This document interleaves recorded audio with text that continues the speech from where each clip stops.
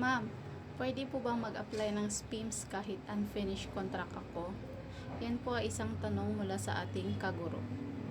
Yes po, pwede pong mag-apply ng SPIMS kahit unfinished contract ka po or kahit break contract ka. As long as na-meet po lahat ng requirements na kailangan para makapag-apply ka po sa SPIMS, katulad ng